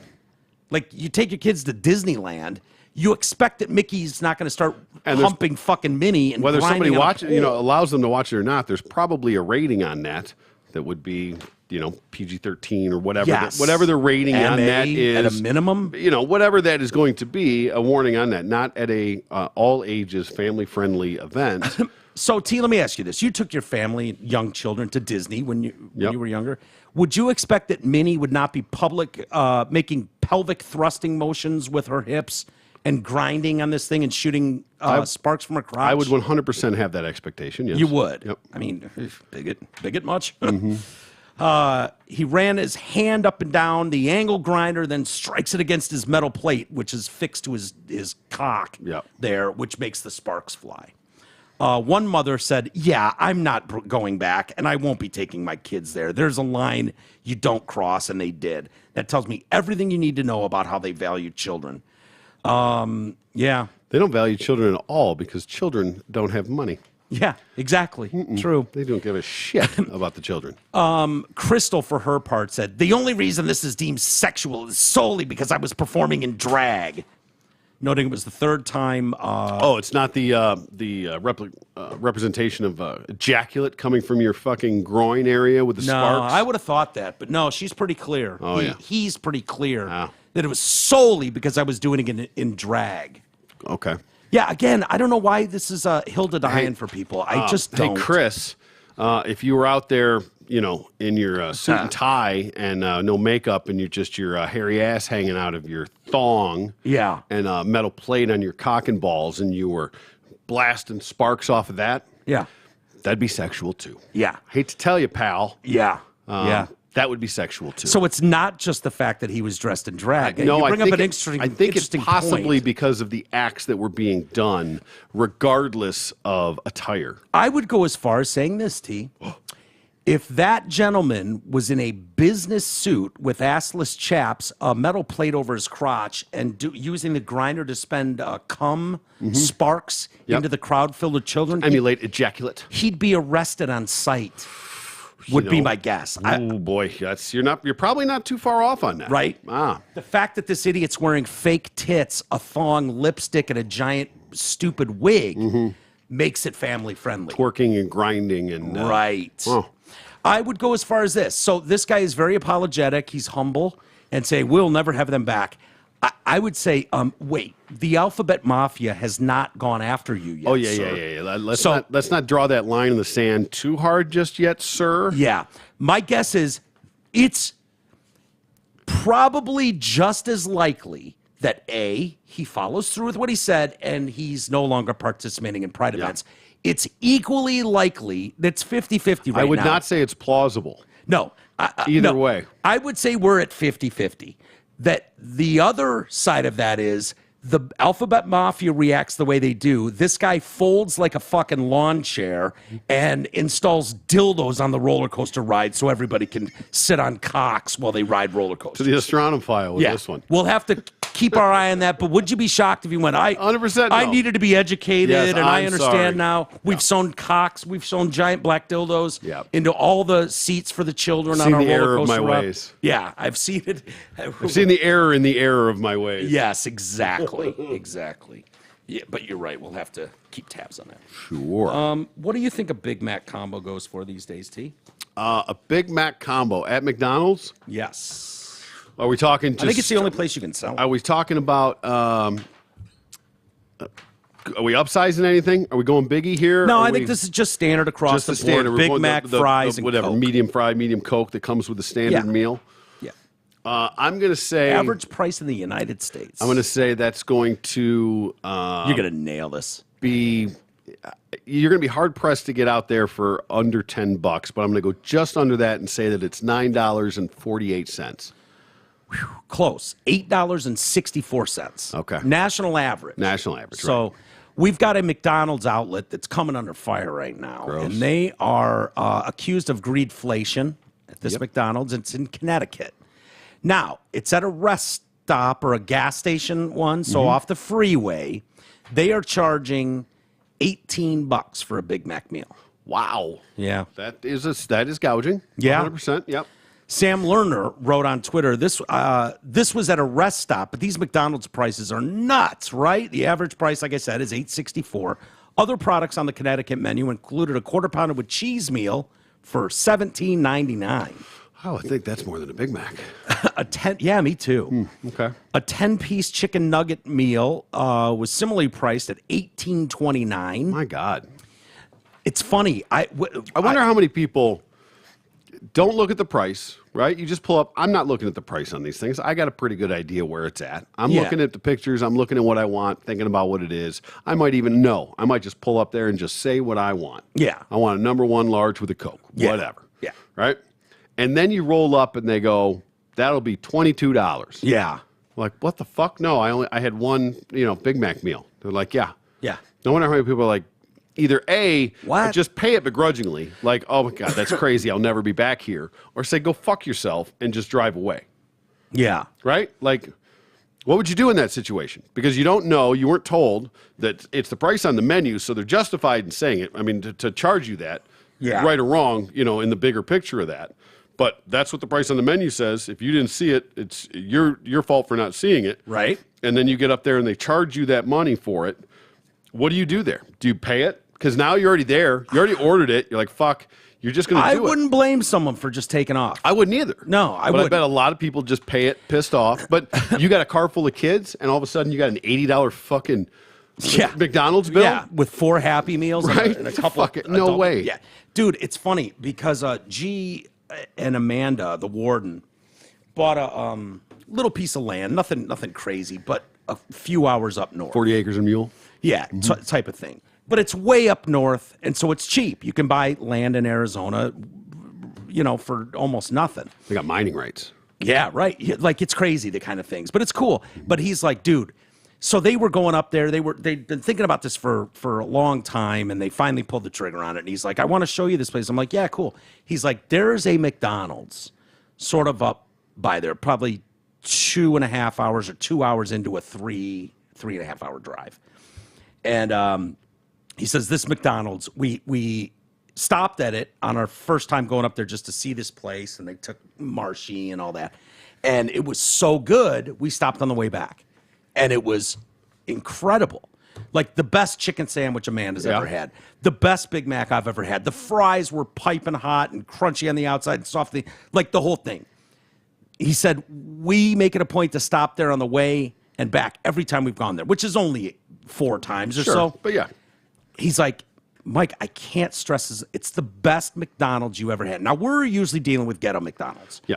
Which is the worst McDonald's maybe in America. I've had some spectacular McDonald's experiences. So have I. In my travels. Yeah. And it's usually out in the boonies. Yeah. The boonies are unbelievable. I don't know what they're doing. Because it's the few jobs, because nobody gives a shit over here. Right. Right? It's a fucking job. Nobody gives a shit. The managers don't give a shit. Nobody gives a shit. No. Out there, it's probably a fairly coveted job. Yeah. Right? So they're not struggling to get people. There's people probably fighting over themselves to get those jobs, right?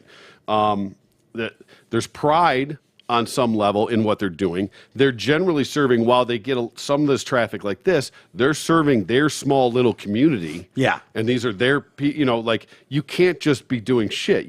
There's a pride involved in what you're doing, and you're putting out. And the sad part is that is what all McDonald's should be like. And it's a terrible state of affairs that's the exception and not the rule. Well, because they're not doing anything different except fucking caring. Yeah, caring. Giving a shit. Well, geez, like, you're not going to believe it. I guarantee you your sandwich will be hot where it's supposed to be hot, cold where it's supposed to be cold. It'll have the right amount of lettuce. It'll have the right amount of their Thousand Island dressing. Yep. The fries will be unbelievable. So I said, you know what, G, I'm buying you lunch. Because it's the one lunch I can afford. Yeah, I'm nice like, job. I'll buy We'll McDonald's. jump in on that one. And it's just he and I. Even better. So I get a Big Mac meal medium for myself. I want the so I go, I want the fries and the Coke. Mm-hmm. And G says, I just want a Big Mac sandwich. I said, okay. And then I said, you know what, I'm going to grab a 6-pack of chicken nuggets in case, you want a couple, I want a couple, whatever. We'll see. Yep. So I get a Big Mac meal, 6-piece nugget, and another Big Mac sandwich. Yep. What do you think that cost? That was probably just under $20. Just under 30. Just under 30. I was like, Yeah. excuse me. And G goes, oh, yeah, I forgot to tell you, they're really fucking expensive. I gotcha. I was like, you motherfucker. It reminded me of... Oh, but they know... was that worth it? Any McDonald's is not worth $30. But Well, no. He was absolutely right. It was as good, as fine a Big Mac as you can ever make. Yeah. Period. The fries were spectacular. The nuggets were perfectly cooked and browned just right. His Big Mac was amazing, perfect, all that. I will say, because people remember we've talked about it, that in near Big Sur, California, there's that gas station when you're up on the one. Yeah, the gouges. And people were like, "Oh yeah, leave it to California. They're $10 a gallon." And it's like, not really. When you're trying to make that argument, like, "Oh, California lefty liberal pieces of shit," that's an easy one to pull and go, "Oh yeah, their gas is up to $10 a gallon," and people freak out. It's like, well. It is at that one gas station because there's not another gas station for 40 miles. So if you're going to get gas, my mom's like, I was almost out of gas. She was there with a friend of hers. And she's like, I would have paid $100 a gallon because I was fucked. Yep. In the middle of nowhere, you would, and they know that. Exactly. This McDonald's is in a similar position. If you don't have to stop there, you're not going to. Right. If you do, you have to. Yeah. You're going to pay whatever it is. G goes, we'd stopped, and I believe it was that exit with the McDonald's, and they were charging $4.58 a gallon for gas. I'm like, G, you're passing the gas station. She goes, fuck no, I'm not stopping at that gas station. I go, why? He goes, it's $4.58 a gallon. I'm like, since when do you look at gas station prices? And he's like, just wait. We get a quarter mile down the road, and there's a couple more gas stations, and they're like $3.47 a gallon. Yeah. And he knew that in this area where there's not a lot of traffic and people are just coming off the freeway for a fill up and they don't know any better, they don't know the area, these people can get you for an extra $1 a gallon. Exactly right. Where people that know going 3/4 mile down the road. Now, is that wrong? It still seems wrong, but are they playing the game? Is that Supply and capitalism demand, at its finest? Right, exactly. If we're not going to set caps on what you can charge, if we're in a capitalist society that you can adjust your prices at will, and there's supply and demand on things, then you are essentially able to, and that's where the gouging thing is a weird. You can't take advantage of these things. Gouging to me is a tornado hits your area and everything's leveled and everybody needs a generator. Everybody all of a sudden needs gas, and all the gas stations start charging $7 a gallon out of the blue. Yeah. That's gouging where you want the government to step in. This $20 for a case of water, things like that. That they know you need. Yes. This particular gas station that's charging $4.58 a gallon, and the guys down the street are charging $3.28 or whatever they were charging. It was like $1 difference a gallon. To me, if I'm the $3 guy, 3/4 of a mile on the road, I buy a billboard and put it up right in front of that gas station and go, gas is $1 a gallon cheaper this way, half mile this way. Half mile down the road. Yep. Drive straight for another half mile, you're going to hit all the regular ones. And you're going to get that guy to jump and check. He's going to have to because he's going to lose. Anybody that sees that billboard is not going to pay an extra $20. Why would they be $1 fucking cheaper? Why wouldn't they go 30 cents cheaper? Still worth it to people. 50 because there's cheaper. Multiple gas stations there, and they can't pull that move. When this guy in the front, right off the freeway, knows you can't see any other gas stations, you don't know this area. It looks like a redneck fucking out of the way town. Yeah. And so he's like, I'm banking no one's going to bother driving a mile down the road to see what else is here. You ever see the meme of the two guys I'm probably gonna fuck this up, but the gist of it is 2 guys sitting next to each other selling apples. All right. Okay. And they both have a sign for $5 an apple, right? Whatever it is. Well, then the one guy looks over and he crosses it out and he writes $4 an apple. And people start buying his apples. The guy looks down, changes it to $3 an apple. Yeah. Starts buying his apples. The guy's $2 an apple. People start buying that one. This guy says, puts it down to $1 an apple. This guy buys all his apples for $1 and then fucking puts it up and says $10 an apple. Yeah. Right? I mean, it's brilliant. I was thinking while you were telling that analogy there, or story, I don't know what that is. Who cares? Whatever. Yep. I was thinking they should just team up.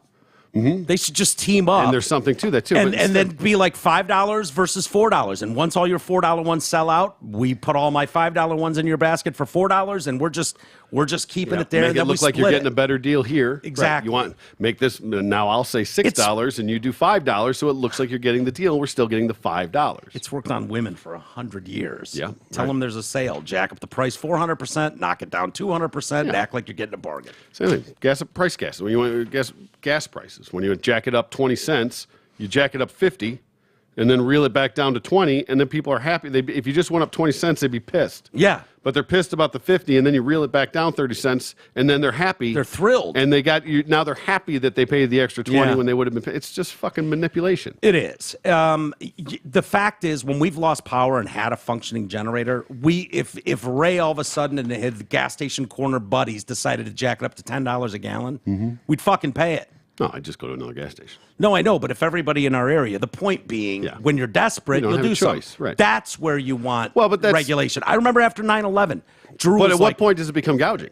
If you're saying it's okay for these people to charge $4.50 a gallon because they're playing the game, then at what point? But it's not okay for this guy to charge $10 a gallon. That's considered gouging. Yeah, no. It's a fine line. It's a fine line. At what point is so? This $6? happened after 9/11. A lot of stories came out that said there was going to be a run on gasoline. Blah blah blah. The attacks weren't over, and so people were rushing. Do you remember the lines for people to fill up their cars? And they started gouging, and I believe Michigan's whatever at the time was like, we're going after these people. Yep. They are not going to take advantage of desperate Americans thinking there's going to be a run on gas. We're going to run out of gas. This happened in the Middle East. We're not going to be getting oil from them. It's going to shoot it. And so people started gouging the fuck. And Michigan was like, no, you're not going to do that to people. Yeah. But there's got to be some sort of a guideline of what gouging is. But when it becomes double or whatever, there's got to be What do you think of the one in Arizona? Is that gouging, the guy charging an extra $1? Or is that, because I don't know that that's the same kind of thing as gouging. I mean, it is and it isn't. He's sort of taking advantage of the stupidity or ignorance of people. He can obviously be selling it for $3.50 a gallon because the people down the road 100%. are, right? Yeah. So why is the McDonald's? Is that gouging from the McDonald's? Or is that them charging more so that they can or that they can afford to pay people a good fucking wage, that they can keep their equipment up to fucking check, so that they can put out the best sandwiches in the country? Yeah. I don't know. I don't have that answer. I'm not saying it one way or the other. I'm just having the conversation of at what point does it become supply and demand? Does it become capitalism? And what point does it become gouging? Yeah. At some point it does, but that's an imaginary line. I think it's sort of supply and demand if you're the only game in town. And it's like, you know what? You want my services, like that gas station I went to in where was that just across in Marin County where that guy, remember he was cigarettes?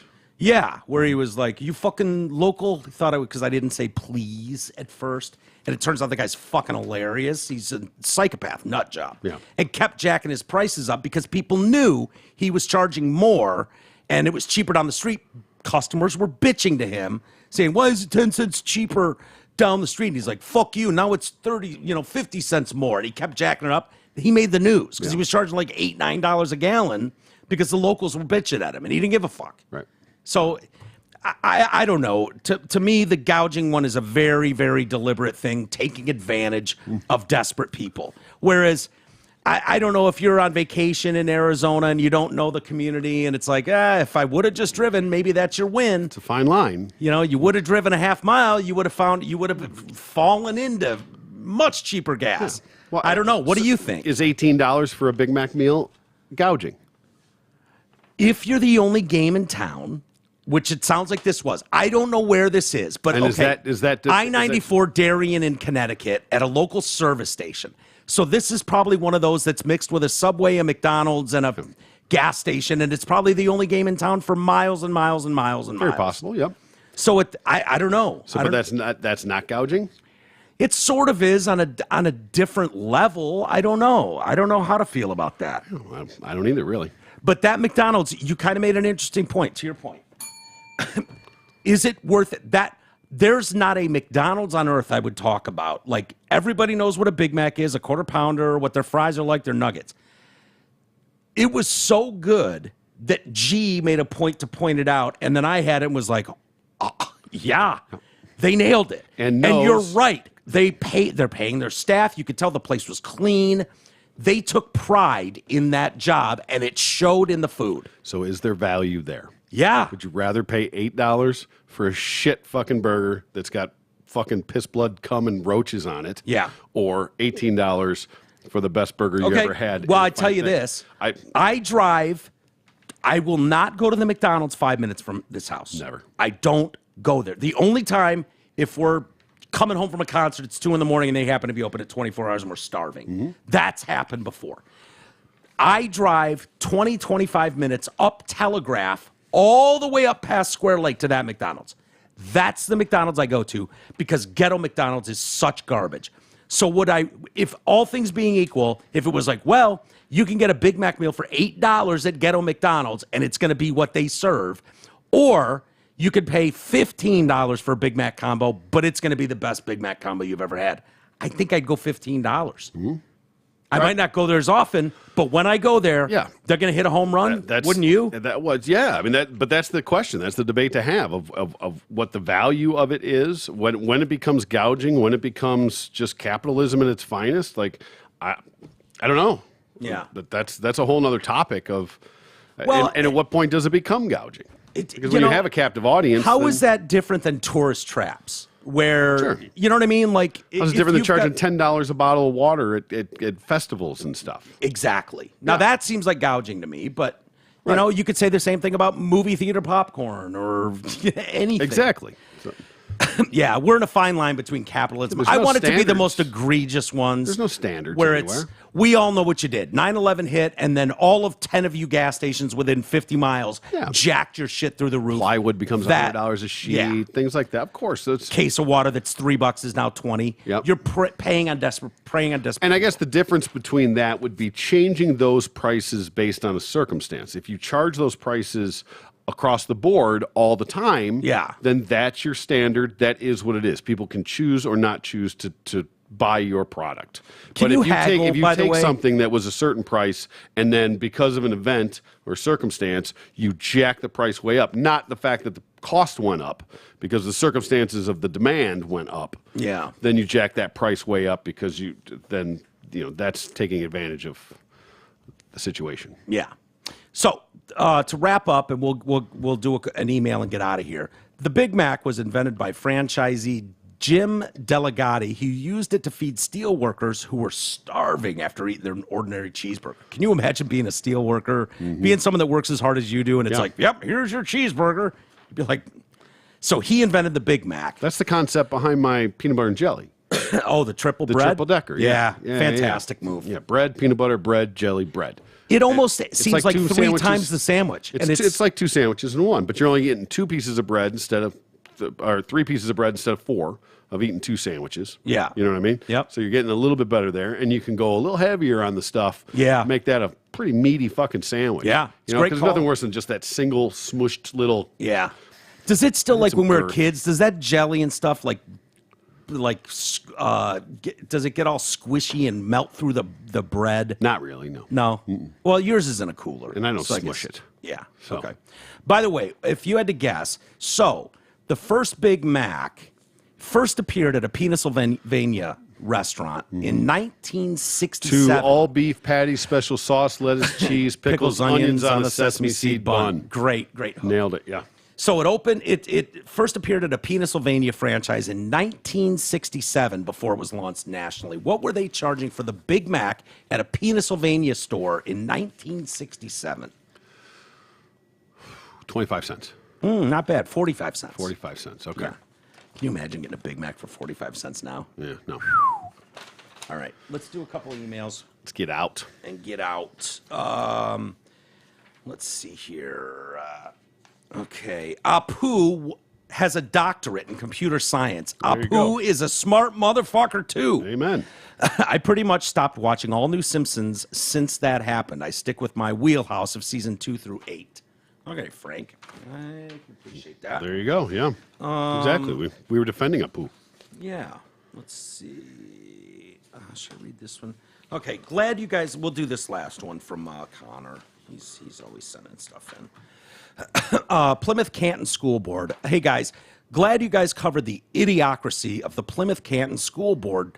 During COVID, we followed their meetings as we wanted our kids back in the classroom.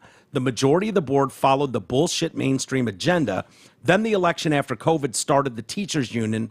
After the election, after COVID started, God, we could use some commas. Ooh, yeah. Punctuation. Bone job. Come on, buddy. You're killing me here, Holmes. Help us out. Help us help you.